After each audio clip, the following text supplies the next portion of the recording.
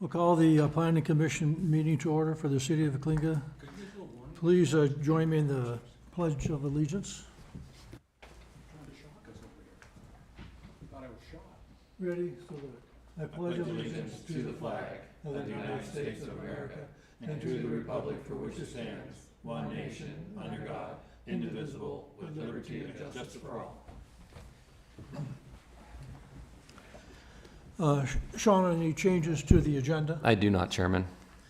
Okay, roll call please, and I remind the commissioners to make sure your microphones are turned on when you speak and then muted when you're not speaking. Chairman Stoppenbrink. Here. Vice Chairman Hill. Here. Commissioner Helmar.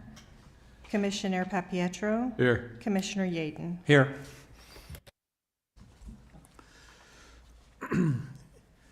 Under public comments, Government Code 54954.3, members of the audience may address the commission on any item of interest to the public on or any agenda item before or during the commission's consideration of the item. State law prohibits the planning commission from acting on any non-agenda items. Okay, so we have information consent calendar. We need a motion to approve the minutes from May 13th, 2025. We have a motion. Second. We have a second. Any discussion? All in favor signify by saying aye. Aye. Any opposed? Chair votes aye, motion carried. We have a public hearing to adopt a resolution 025P-007 for preliminary approval of a mural application and approval of the mural artist at 8486 Coalinga Plaza. So Sean, you want to walk us through that, please? Yeah, I'm going to let Commissioner Yaden exit.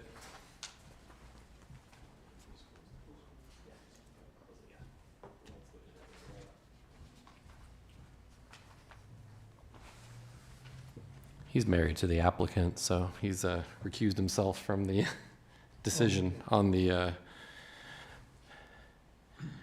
So tonight, staff's recommending the Planning Commission adopt Resolution 025P-007 for preliminary approval for a mural application and approval of a mural artist at Coalinga's Gold Star Wellness Center located at the east corner of Coalinga Plaza and East Birch Avenue at 486 Coalinga Plaza.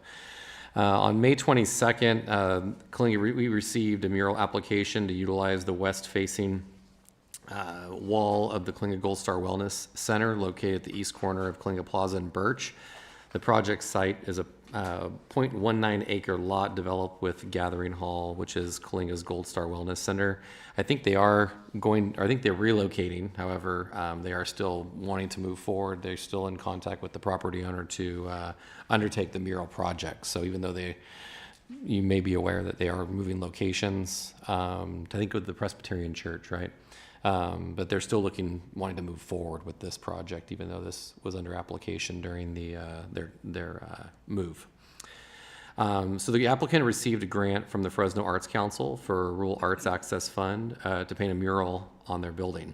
In accordance with the Coalinga mural guidelines and procedures, a mural application is required for all mural proposals within the city. So the project proposes the Tree of Life mural along the west-facing wall of the existing building. The entrance to the building, which is the entrance of the building. The mural is approximately 144 square feet.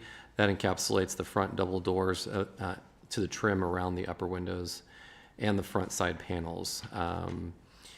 They're going to be utilizing Behr, Valspar, and Sherwin-Williams high-quality exterior paints will be used to paint the mural, and a UV protective coating will be applied after paint is dry. Nothing will be painted on the main front walls, and a rendering of the proposal was attached in Exhibit A.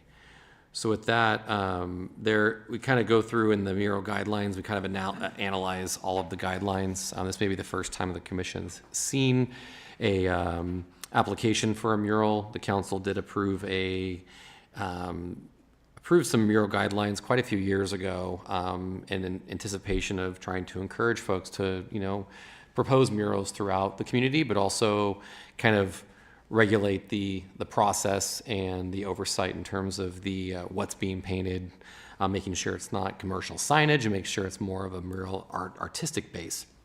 And so when looking at all the guidelines and doing the analysis, they meet all the criteria for going through this process. And what we're doing tonight is basically approving not only the mural application and an approval of the mural artist. It's basically allowing the applicant to move forward as long as they meet the conditions. Typically, these require 2 hearings, but because they had a complete application with all of the information, and to save time, rather than coming back with similar information, they had all the information needed for a subsequent meeting, so we decided to kind of run this together concurrently. So the actions tonight cover both actions that typically would occur by the commission.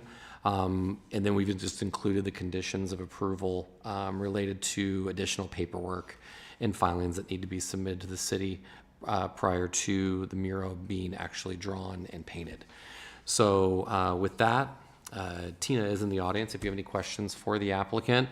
And with that, we would just request that the commission approve resolution 025P-007 with the conditions that have been included in the resolution.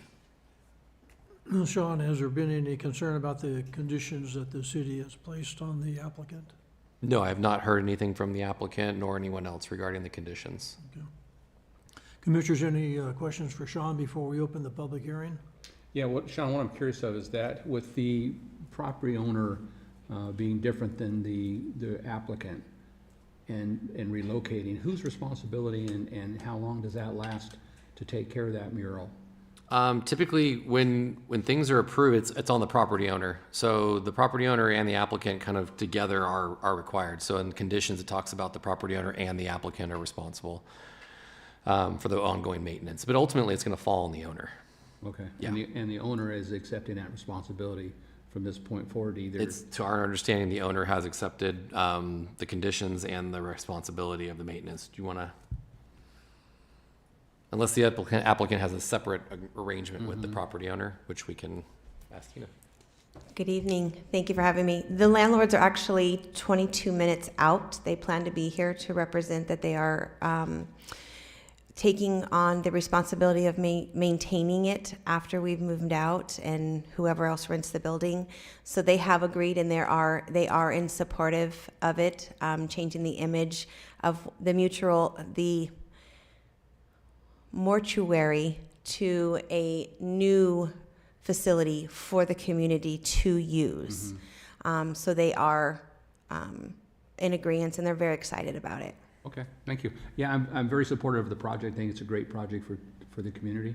It just does, it does bring up some interesting questions and maintenance of that mural. And obviously, you're not too far away anyway, so. Richard, microphone. Are you painting that mural on to try to change the image of the building from a mortuary to whatever the building's gonna be? I mean, we only know what the building's gonna be. But I mean, is that the concept? Originally, the reason I applied for the grant was to help promote life and wellness, and that was that's where the image of the Tree of Life came from. So yes, in allowing the image of the building, because we have a lot of residents who won't even step foot in the building, even though we've been there for a year and a half. And the landlords have been wanting to paint the outside and do some improvements. And so this was our contribution to moving it forward and bringing new life into the building for the community. The other thing I wanted to also add is that the muralist, Jennifer, she is also going to be sealing, not just with the UV protection, but also with an anti-graffiti coat. So if it does happen to get graffitied on, it's easily cleaned off. So then my next question is, since you're moving, I mean, you already knew you were gonna move. Did you know he's gonna be moving before you put that mural on? No, not at all. Okay, so you're moving, and are you gonna request to put a mural over there as well? No. No, because the location that we're going to is a temporary location. I have bigger plans than just the educational building behind the church. And so it's a temporary move for us to just gain some financial grounding so that we can have a place of our own for the community.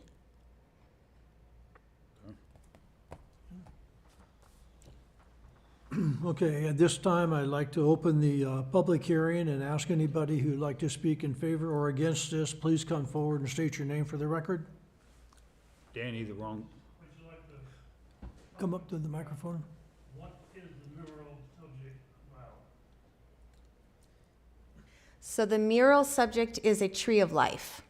If you could imagine an oak tree that's got a large trunk with lots of branches, green leaves, some birds, butterflies, and some flowers at the bottom. Robert can show you, I think Robert's pulling it up right now for you. Oh, you can just look at the screen. He'll pull it up on the screen, you think, maybe? He's trying. Might be downloading. There we go. That's what it currently looks like, and this is the image that the muralist came up with Like the tree of life. the tree of life. I mean, I've seen Jennifer's work that she's done. I've seen the pictures you got. Has she ever done anything in Kalinga? Do we know, have you ever talked to her? I mean, it doesn't seem like we have all of our eggs in the basket or something, to me. Why? Seems like we're, well, I'm gonna put a mural up, but I'm moving. Maybe I'll put some, you know, I mean, if, not necessarily you, but if I'm somebody and I see that you put a mural up, then you move before it even got done. Well, if I'm in a building and I decide, well, I wanna put a mural up too. But I may be moving, but since they already put a mural up there, we set a precedence, you're not gonna stay there with this mural, and yeah, the owner says, yeah, it's okay. But maybe he gets there and he says, well, you know, I really don't like it. I mean, I don't know, I Well, just, that's Can not- I can I address ask you a your question? My concerns? understanding, this was a grant. This that is you a grant, received, and you have a deadline with respect to spending those resources. correct. Are there any stipulations in that grant whereas the owner of the building can come in and paint over it, and then you have at risk for losing that, paying that money back? No, no. So I did have a conversation, I had a meeting with the Arts Council of Fresno, when we decided that we could not any longer financially afford the building, and I wanted to return the grant. I wanted to cancel everything and return it because I felt that I wouldn't be able to be there to take care of the mural. And the Arts Council said they didn't want the money back. They wanted a mural. And if the owners agreed to having the mural on the building, they were okay with moving forward, even though we weren't going to be staying in the building. okay, so now, you got the mural on, the owner says, yeah, blah, blah, blah. I come in, I wanna rent this building, but I wanna make it a retail business. And I don't like that mural, you know? I mean, then we're kinda stuck with this mural, even though it has nothing to do with the business. This tree has nothing to do with the business that's going in there. I mean, I understand it had with what you were Right, doing. right. I understand why you were doing it, because of what the building stood for, and people don't wanna go in there, cause I've been in there. Right. I understand that. But it just seems like, you know, we're, I mean, this is only my opinion, I don't know about anybody else. But it just seems like this thing's gonna be on there, and if somebody wants to rent that building and put something else in there other than, you know, I love you type situation, you know, they wanna put in a clothing store or whatever, they're stuck with the tree there, you know. So, John, could you jump in and, I mean, I don't think that's the case, they're stuck with anything, the way I The understand. owner of the building would have to agree to anything that's done outside the scope of what's, that mural is gonna be. So if you're renting it, the owner of the building is gonna have to approve anything other, that you wanna change on it. Yeah, it's gonna be between the owner and the tenant Right, on and- how they handle the And to mural Rich- moving And to forward. Richard's point, if business B goes in there and it doesn't fit their branding, and the owner wants to lease it to that person, they have every right to paint over the mural. Exactly. They, It's they just- don't, they don't. No, the landlord has agreed to take guardianship of that mural. That means anyone who rents the building, they're gonna have it in the lease that they're not allowed to paint over that For a given period of time, or? for as long as the landlord owns that building.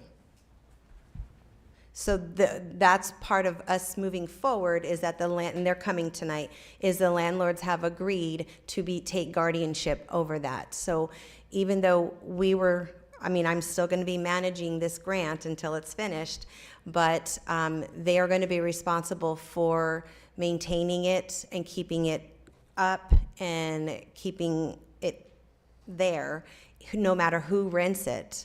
So, it would need to be agreed upon with the new tenants that mural stays. It'll have to be in the lease. Is that a condition of the grant? That is not a condition of the grant, but I believe that's the understanding that the landlords have regarding the grant.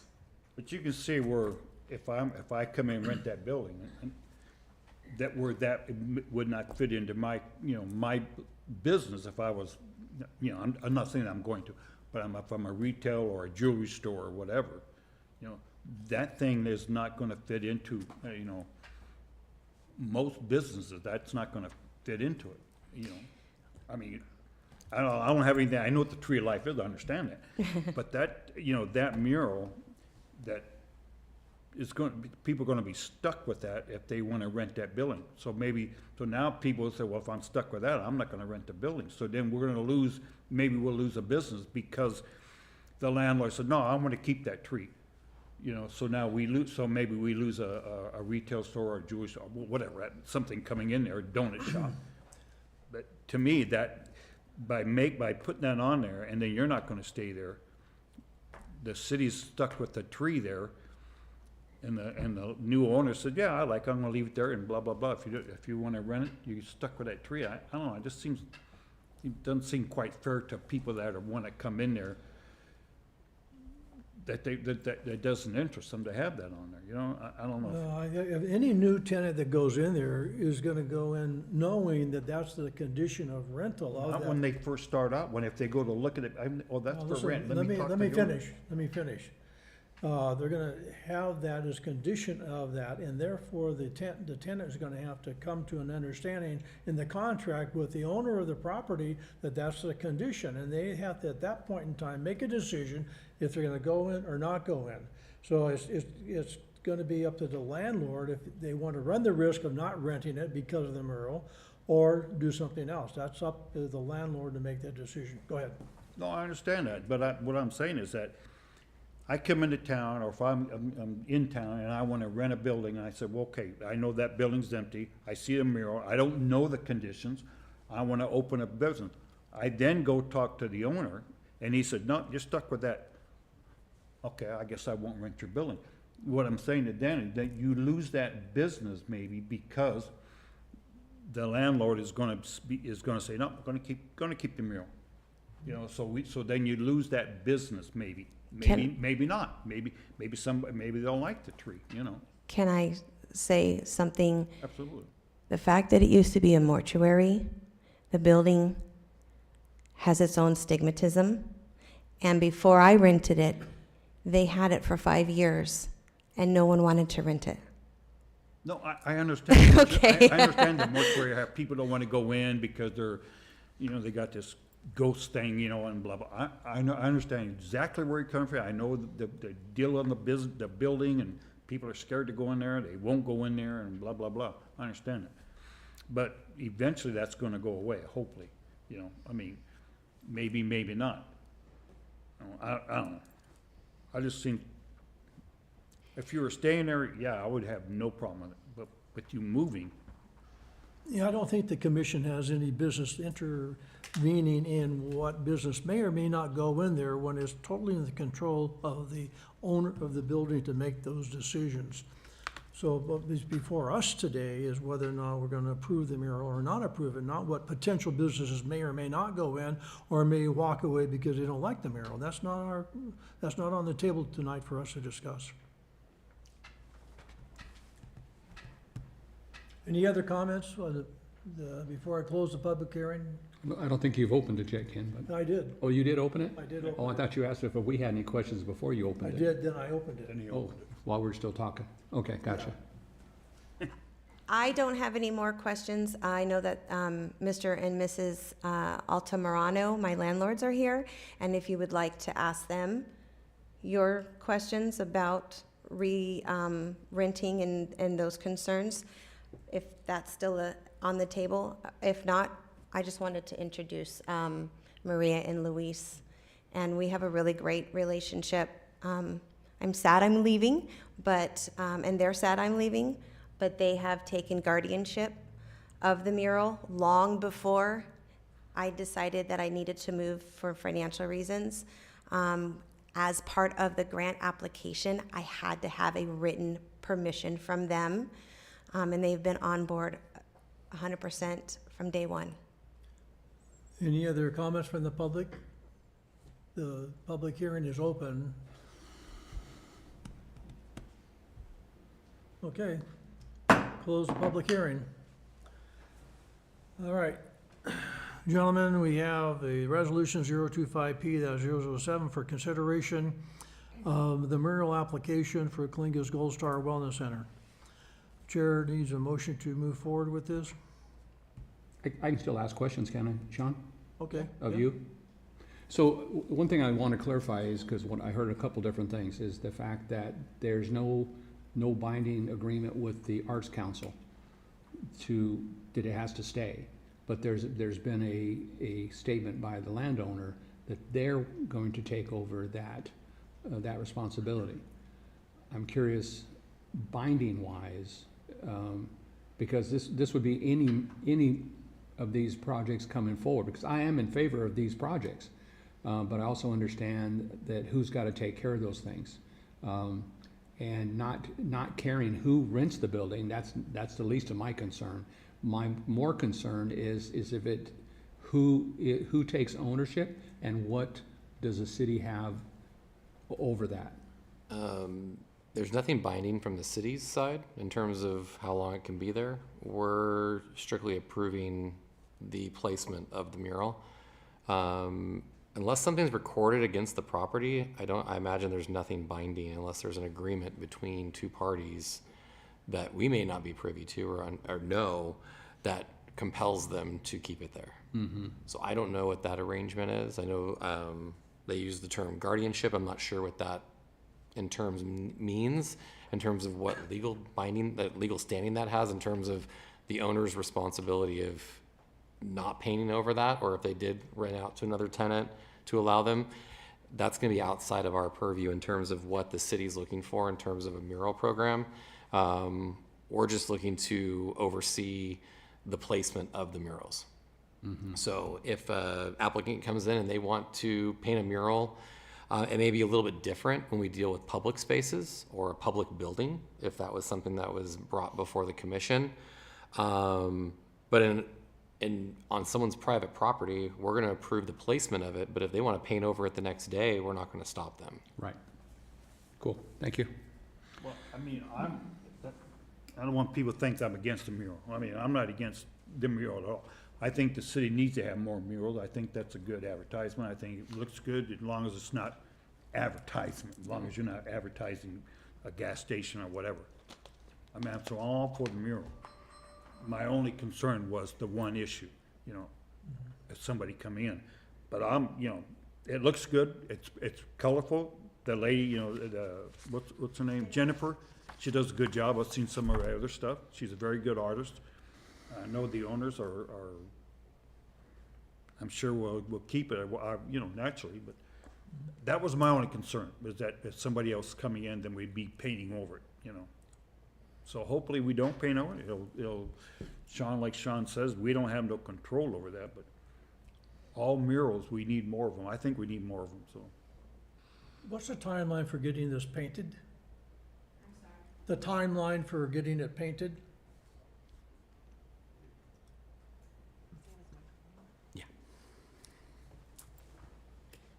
So originally, the timeline was 12 months with this grant. The Fresno Historical Society took 5 months to approve the building's age as a non-historical entity, so that they were concerned that we were going to be defacing a historical building. So we didn't start this process till like way into the year, which only gave us 6 months. So when I met with the Art Council, I asked for an extension. That was the other concern, was like, look, you took 6 months of my timeline here. How am I going to do all this? And they gave me till the end of February. So they gave me another, it was supposed to be the end of December, and now I have till the end of February. So I don't know if there's 28 days this year, 2026 or not, but I have a couple months extension. So if you were to receive approval, you would have it painted within the next 60, 90 days, or? As soon as I get the green light, I will schedule with Jennifer. And the Arts Council said that the mural and the funds need to be completed by the deadline. That is my goal. Okay. And what's the deadline? What month? End of February of 2026. And how long does it take, Janice, do you think, to paint that? Will it take her? I do not have that answer. I don't know. So as soon as I get on her calendar, I have no idea. I'm sorry, I did not ask her that question. And she said that she would let people help, right? Yes. I mean, the kids, people that like to paint in the community can go help her do a leaf or a limb or something, you know? Absolutely. I think that's that was cool. that was the structure of this grant, was a community art project. And how Because how will they know? How will the community know? so those that are already connected have been meeting with me on a monthly basis, or excuse me, every Monday at 7 o'clock. We have a mural meeting at the okay. Wellness Center. We also have a mural Facebook group.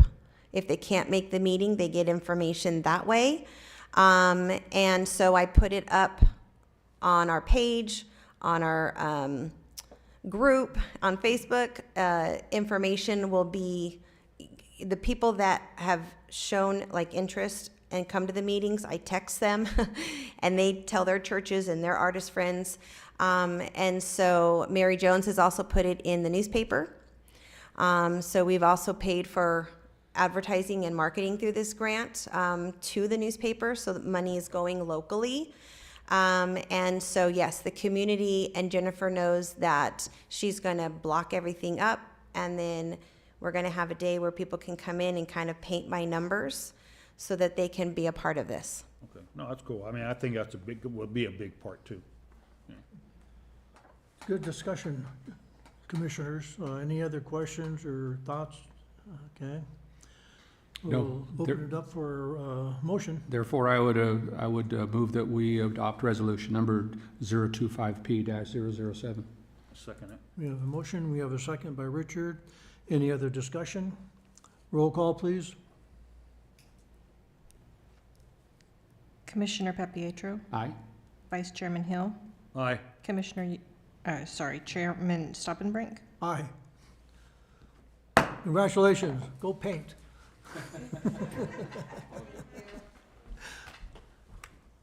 We need to bring one of our commissioners back in. He had to recuse himself for this, so wait just a second before we get into the next agenda item.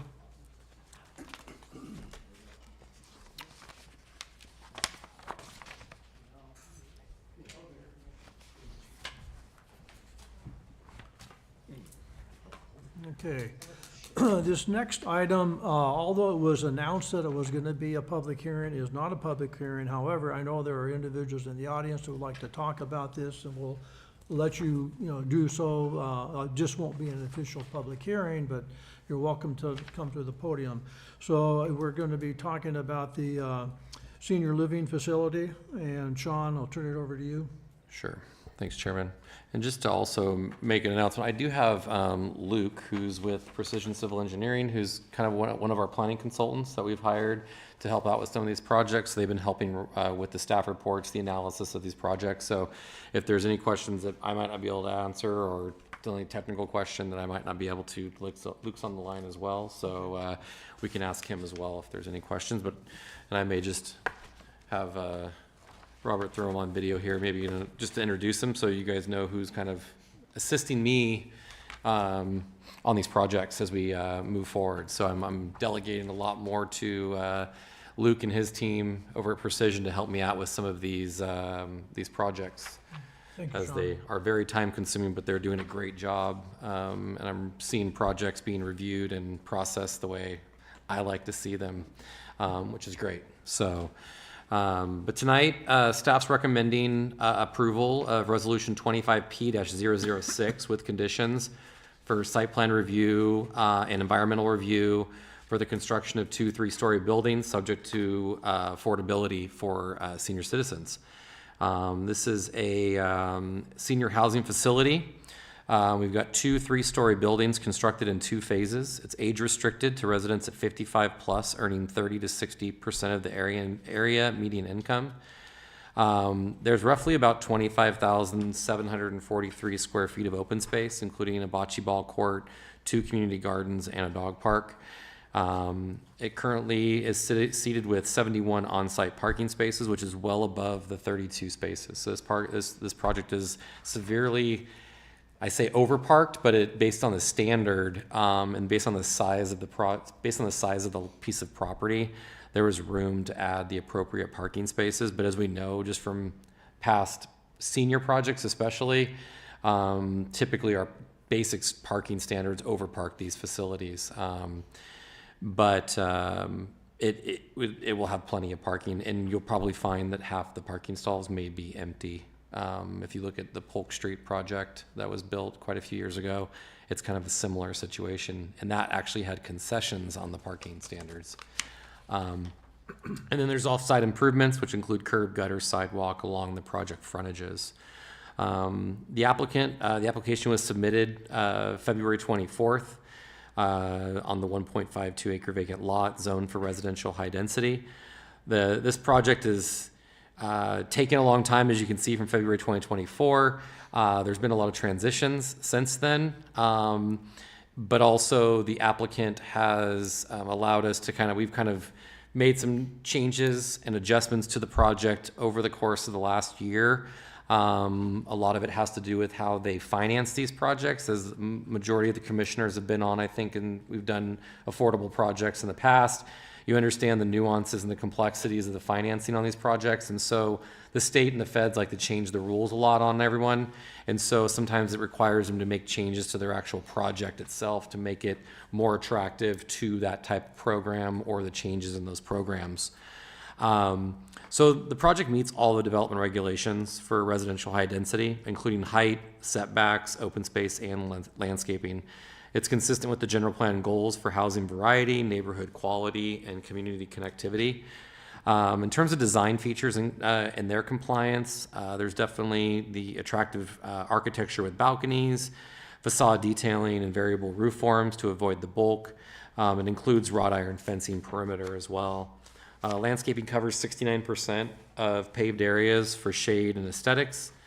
Pedestrian walkways connect all buildings, parking, and open space. There's also pedestrian access to Elm Avenue as well, directly from these facilities to get folks access to the amenities that are within the surrounding area. Access is provided from East Walnut Avenue and North Maple Avenue with safe pedestrian connections. There are no access points off of Elm Avenue. This was a strict no non-starter with Caltrans based on their separations and based on the design of the overall project. But there is definitely complexities, but Caltrans was not amenable to allowing any access off of Elm Avenue on this particular project. In terms of affordability and density bonus, it's 100% affordable senior housing, qualifies for state density bonus. So this project does qualify for that. The project proposes 64 units, which is about a 23% density increase over base zoning, which is allowed under affordable housing law. As we know, those housing laws have changed over the years. It's definitely supportive of affordable housing, as we know from a lot of the changes in the regulations. But with this, we've seen this in several projects with the density bonus requirements, and a lot of it has to do with the affordability of the projects. And then one of the concessions that was identified in this particular project and based on the type of project is the undergrounding of the overhead utilities. We've done this in the past. A lot of it's based on the cost effectiveness of doing it and the cost benefit analysis that the applicant kind of conducts to look at the actual cost to underground these utilities. This particular location would be just a section of undergrounding where you have overhead in the entire area. Also, when we looked at this site location in the past, it's part of an underground utility district that the city still has in managing for the past 10 years. It seems like we have been in communication with PG&E as well as the other utilities about undergrounding these utilities from basically Cherry all the way down to Cambridge and trying to underground all those. So that kind of effort is still in the works for this particular area. In terms of environmental review, it's categorically exempt under the CEQA Class 32, which is infill, which is under 5 acres. And we didn't identify any significant identified impacts related to traffic, noise, air quality, or utilities. Typically, these senior housing projects are very low impact developments. We've seen that from just having a senior housing project here in the Coalinga area, especially when it comes down to the affordability tag. You typically even have less vehicles. A lot of people utilize walking. We've noticed that doing the improvements around Polk Street, near the other senior housing project that we have, we're seeing a lot more. There's easier access to the grocery stores or the convenience stores or other amenities that are in those areas. This one has actually access to a little bit closer to some of those amenities, and with the improvements of the road diet, hopefully here in the next spring, that will allow better access actually in and out of that facility as well, just because of the fact that you'll have a center turn lane to get out of. I know I've talked to even some of the residents that, there's difficulties getting out of that location because there's no turn lane, there's no turn pocket to get out. You have to go into a travel lane immediately, and sometimes over 4 lanes that can be challenging, especially with a crosswalk right there too. So some of those will be alleviated just from the road diet project and the complete streets elements, not necessarily because of this project, but we don't anticipate a significant increase in traffic volumes from this particular project, just due to the nature of the senior project. So there were public notices sent out, as you mentioned, Chairman. This is not a public hearing, but again, taking public comment is nothing, there's nothing wrong with that. So there were public notices sent out to property owners within 300 feet of the property. And we did receive, not as right in this report, there was none in this report, but we did receive one, and I think the gentleman's here tonight as well. So I think Christie gave you a copy of his written comments, and then if he wants to go ahead and present his comments, he can do that as well. But tonight, we're just recommending approval of Resolution 025P-006. All the renderings, elevations, resolution with conditions are all included. And I think the applicant is actually on Zoom as well. I think it's Jacob and Cameron are on from the applicant. They're very familiar with Coalinga, and they've done multiple projects. They did the project on Pacific Street. They've also done the project on Polk Street, and so they're relatively committed. They purchased this property about 3 years ago with the commitment because their options were running out with the city, because the city did own that, and they chose to move forward with actually purchasing the project without having an approved project nor approved tax credits or any other types of funding for this project. So they're committed to moving forward. John, I have a question. I know there's 71 on-site parking places, but this is in 2 phases. Would the parking space requirements be phased in as well to match up with the building part, or would all 71 parking spots be put in on phase 1? Luke, do you know if we were phased in the parking requirements? So actually, the parking requirements are not Sorry, let me. I think they're required to do all the on-site improvements except for the footprint of the new building. They will have, depending on future development, they will have on-site retention for storm drainage for at least the improved areas. Then if the development at that vacant lot on, I think it's Locust, is developed between Locust and Cherry, then a regional kind of storm basin will be built there. So then they won't have to have on-site retention. And depending on the timing of that type of project, then it may not be required on-site. But we conditioned it to ensure that one or the other has to occur depending on when they develop, because this project could be a year or 2 years out, depending on how quickly Cameron and his team can secure funding for it. Ken, if I may, can I tag on to your question? Because the one thing I couldn't find was that very thing, site improvement. So all the curb, gutter, sidewalks, that's gonna be done initially, so that'll be the entire perimeter. Yes. And all the connections and all the underground will be done at the same time for that phase 2. Yes. Then I did not see, and I know it said it in there, I didn't see a timeline for phase 2, or I couldn't find it. We extend, so the only thing tied into phase 2 is essentially the site plan review, the site plan timeline. Typically, Okay. it's only a year. I think we put 2 years in this Yep. one. Okay, Just knowing that it was gonna take some time and then also give some flexibility for extensions. Because we recognize over the years that these projects take a long time, and so we wanna make sure we give ample time. Typically, a site plan's a year, but we can always condition them and approve them longer, which just makes more sense, rather than having to come back and reapprove something, especially when none of our regulations or codes have changed. And Thanks, real Nick. quick, thank you. Nice to meet everyone.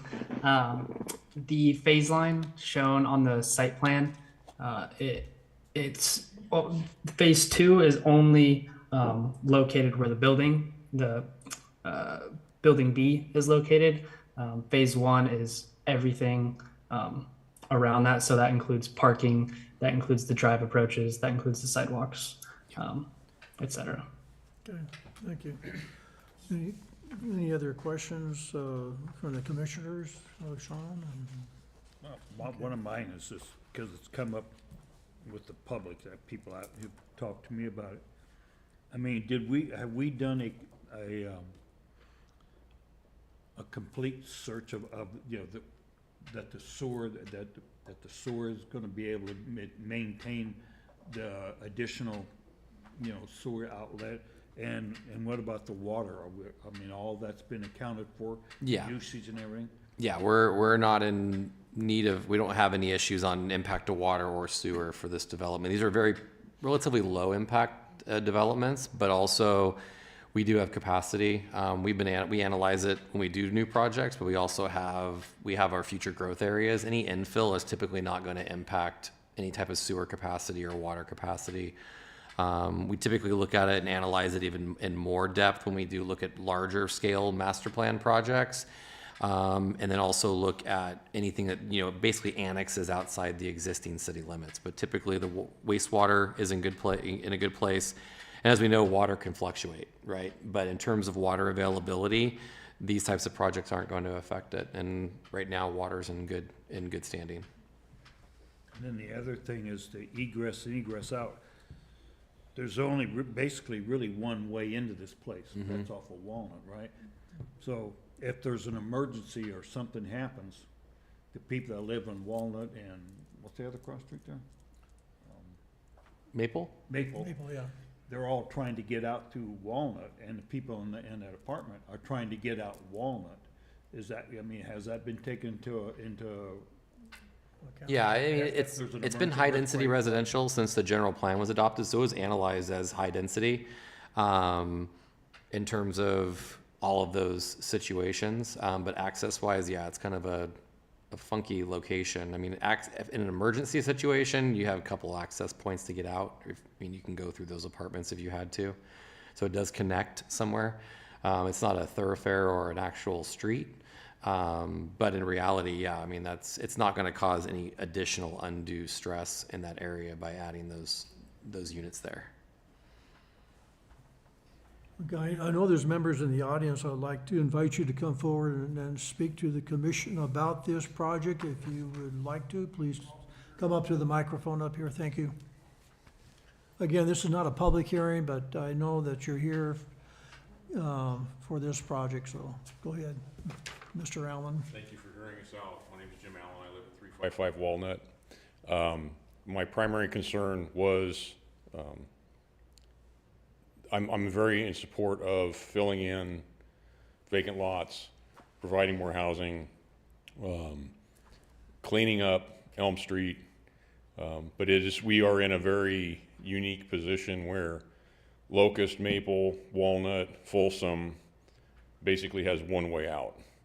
And currently with the traffic on Elm Street, getting out of there is very difficult at certain parts of the day. Given the nature of the senior development, it's probably optimal as far as reducing traffic impacts, but there will be some. I mentioned to Mr. Brewer that there's, particularly at school times, we go out through the apartments so we can get a street light on Cherry to get us out of there. So it's not, I don't necessarily see it as a deal breaker by any means, but just wish to extend a concern to the commission so that you're aware of what's going on in that part. You know, you've got people coming and going into West Hills parking lot. You've got little kids crossing in the crosswalk that are sometimes not seen. So it's kind of a impacted area. So with the change on Elm Street and having some place to pull out into instead of trying to dart between cars and that type of thing, that will be interesting to see how that improves. But it is somewhat of a neighborhood concern that getting in and out of there is challenged at certain hours of the day. I don't have any personal concerns in regards to infrastructure capacity. I don't have any experience with that being an issue in our house. But like I said, there's all these tentacles that all end up in one spot, and that's right next to the motel and Elm Street. So appreciate you hearing us out, even though it's not a public hearing, giving us a chance to share a comment. So thank you very much. Sean, would there be a potential for another stoplight there, or is it too close to Cherry Lane and the Cambridge? Yeah, it's just too close. That was one reason why Caltrans was not allowing any type of access off of Elm other than the existing. One, they have pretty strict distance requirements for those driveways, and then you've also got a lot of conflict points across the street where you've got basically 3 driveways across the street, and so you create a big conflict point if you make that an intersection. You can't really make it an intersection. The driveway becomes even more, because if you put someone mid-block, you're basically in between or right in line with one where the ATM machine is for the college or the exit from the college, as well as the entrance into the parking lot to the college. Yeah. So the bigger parking lot. So, and I'll look, and we're still in conversations with Caltrans on Elm Avenue. I know that there was, and now that we talked about this and then it brought up, is I do need to verify, because I know that they were going to keep it 4 lanes going from Cherry because of traffic implications, but it's my understanding because of the narrow lanes, there still should be a center turn lane there. So I'll verify that for you. Because I don't want to state that, and then but it will be 4 lanes there. But my understanding is because of the narrowing of the lanes, it still will have a center turn lane. So I'm going to go verify that now that I'm thinking about that, because I know that they had some concerns about that backing up, because obviously with school and everything else, there's a lot of traffic that comes in, but then as it comes into town at Cherry Lane, that's when it actually goes into 3 lanes. But my understanding, and might be able to even look it up while I'm here, but there still should be the 4 lanes, but with the center median. Thank you. Ken, if I may, Yeah. Sean, a couple of things come to mind after what Jim was saying. So that property that's on Cherry, between Cherry and, I can't remember that street, is that Locust? Anyways, that property that's there that goes all the way to the railroad tracks, to the railroad right away. At some point, if that was developed, could it be a potential that you could take that very end street that runs parallel to the old railroad tracks and tie that into Cherry? So Yeah, that would Luke, can you verify that? I didn't want to because we just received an application for this area, but I haven't had a chance to really look at the plans because they are going to do some housing in that area. But I think that was something I talked with the city engineer about. And I think there was a plan for that, right? Did they end up putting that in that plan? So there's the proposed, there's a single-family housing development, and I think it's Acevedo Lane, if I'm saying Yes, that right. that's- That's proposed to go through to Cherry Yes. as well. That was something we talked about. I just didn't know what had formally been proposed, 'cause I haven't looked completely at the application yet. I know that Luke's office just received it. But there was something a while ago, I had talked with our city engineer about trying to extend Acevedo Lane. So it looks like, so Luke, they did include that? Yep. Okay. Yep, that's So- included. So that will allow additional connectivity to Cherry outside of Walnut. Correct. Great. Cool, thank you. Thanks, Ken. Danny, would you like to speak to us, please? State your name for the record. I'm Dan Hopper. I live on Walnut Street. My two concerns was sewer. In the past, in our neighborhood, we've had city sewer plug up several times. So my concern is the sewer going to be adequate for the new project? Yes, the sewer should be adequate for this project, yes. And then my other There's been concern- backups, we'd have to look and see what caused those, but it shouldn't be due to capacity issues. Well, several times, maybe once or twice, but it's several times that it's happened. The other concern is the existing traffic problem we have in and out of the neighborhood. And so right now, I'm not for or against the project, but I'd like to see a way out of Walnut Street. And like you say, the end street down on the, I guess it'd be the east end of Walnut, Acevedo, yeah. Azevedo. It'd be the best way and the least expensive to cut across. Yes, and as I was mentioning, I had some discussions with the city engineer that when a project was being proposed, this is prior to our previous city manager leaving, the city had been partnering with Self-Help Enterprises to potentially build a subdivision in that area. We've been awaiting plans for a long time, and it sounds like we just got something. But that was something we were going back and forth on quite a while ago, about trying to find that connectivity, understanding that there is some concerns about access here. It is kind of an issue, obviously, when you're driving everyone out of one place. So eventually, anything that develops, that would be a condition, and Luke is aware that that will be a condition to ensure that road does connect. My big concern, of course, would be emergency, eating out in case of an emergency blockage, and it has happened. If you recall, several years back, a delivery truck hooked a guy wire, and he drug out 6 telephone poles Oh, yeah. on the way out there. So there we were blocked, and I had to go down into the creek around to get out, to go to my meeting. So, my concerns, traffic and the sewer. If you wanna know yay or nay, I'm nay on the project unless we get access out of the neighborhood. Thank you, Danny. Yes, that's it. So Sean, is there any plans to look at potential egress out of there as far as another? Yeah, I mean, when something develops on that side, and hopefully sooner than later, we've been anticipating an application for quite some time. But I know the developer has actually been working specifically with them, because Okay. they're looking to try and build a regional storm basin, because they're going to bring their stormwater down Locust into a regional basin. So I think they've come to an agreement on a long-term maintenance and construction of that. so they can both jointly use that rather, so they can actually build that second phased unit without having to build like underground storage for storm drainage for their project, which makes it even more expensive as well.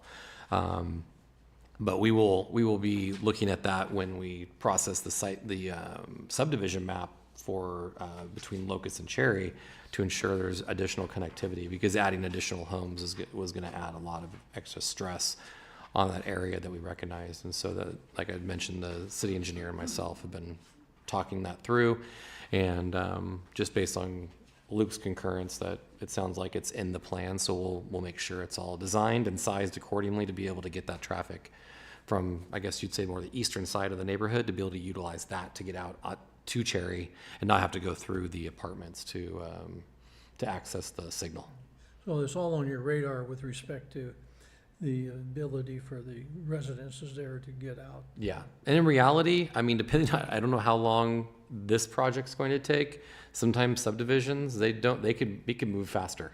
I mean, you may see that road being constructed prior to this project being built, just because of the funding constraints that they have. Self-help, I think, has the ability to be able to get these projects moving forward once the subdivision map is approved. So you might be able to see those moving even quicker, which means they'll have to do the off-site improvements, which means building that road out to ensure that it's complete. Commissioners, any other questions for Sean? All right, well, before you, you have Resolution 025P-006 for consideration on the conditions of a site plan review and environmental review for the three-story buildings for affordability for seniors. Looking for a motion? Chair would entertain a motion. I make a motion, we accept. We have a motion from Richard. We have a second. Second. We have a second from Rocco. Any other discussion? Roll call, please. Vice Chairman Hill, Aye. Commissioner Papietro, Aye. Commissioner Yaden, Aye. Chairman Stoppenbrink. Aye. All right, department reports. I have, I'd like to thank Richard and, actually not Richard, but What was that? Mr. Allen and Mr. Hopkins for joining us this evening, and I appreciate your input. Thank you for allowing us to speak. And you too, Richard, I thank you. What'd you say? I didn't say nothing. Go ahead, Sean. so I think our next meeting is going to be September 9th, most likely. We don't think we have anything on the agenda for the next official meeting. We have the housing element text amendments, so we have a lot of the changes in the zoning code that are required based on the adoption of the housing element to be in September compliance. September 9th, yeah, Tuesday. And so that'll be a public hearing for those text amendments that we'll go through. And then just a few other things. We received the plans for the Sinclair gas station on 5th and Elm. So we currently have that under plan check. And we were actually notified today that we should be receiving the Shell gas station plans as well, next to the Best Western on Jane. We received a call last week about the Heritage Park Senior Living Facility. This was the project that was approved on Phelps Avenue, I think back in 2020. We may have the COVID cloud at that point, but it sounds like there was a little bit of a renewed effort. Luke and his team, they've been talking with the applicant and kind of looking at the options on how we can kind of revitalize the project without having to go through the whole entire process again, because the subdivision map is close to expired, the site plan obviously expires. So it looks like we've got an avenue for the site plan and then, or for the subdivision map, and then hopefully the site, we may just have to bring the site plan back to the commission to reapprove. Was that tied to the hospital somehow back in the day? It wasn't. They were kind of working with them as kind of a transitional kind of approach to the hospital, because they were going to have a separate. Memory care and some other things, right? That was the plan. It was the Alzheimer's. senior living and, So it's basically- like a three-phase Yeah, process. start to finish, right? So basically, you can live in an apartment, Mm-hmm. you know, and then once you get to a point where you can't live Assisted on your living. own, then you go to assisted living, then you have more of an acute facility where. Still talking that same, That's been this, you know, Gary's been trying to go after these projects for a long time, and it sounds like he still has. So I haven't really talked to him yet. I know he reached out to Robert and he talked to Luke, or Luke's been doing some research for him, but we're just trying to understand what their plan is and see if there's any changes, if they want to reapprove exactly what was approved. I think there's an avenue to get there in a pretty quick time if they're ready to start moving forward. Because we were at the point where they submitted final map drawings and the improvement plans, and we just hadn't received a check for the improvement, for the inspection and plan review. And then things kind of just stopped. So we'll just see what happens. So is there a time limit on that gas station on Fifth and Elm? I have to look and see what the time frame was, but not once now plans are submitted, they're moving forward. But without the dinosaur. But without the dinosaur, I don't think there's a dinosaur on the site plan. I think you should. I think they ordered the dinosaur already. I think you're wrong, Ken. I think I'm probably wrong too. And then just another announcement, we have the air show coming up on September 27th. Staff's working diligently, getting ready for that now that National Night Out's over. And so actually I got some flyers and sponsorship paperwork for you guys if you want to, you know, pass it along, provide some information. But tickets are on sale. You'll be able to, we're working on getting tickets available to some of at the local businesses that you'll be able to purchase. But right now they're available on Eventbrite that you can purchase at $15 for adults, 12 and under is free. And then parking will be $5 at the gate. What about veterans? Any discount for veterans or anything? 12 and under veterans are free. or those that act like it. The veterans that are under 12 are free. You know, I think that's my Has understanding. anybody been to the new Starbucks since they opened? I have. Yeah, I have too. I mean, It's nice. very clean. Yeah.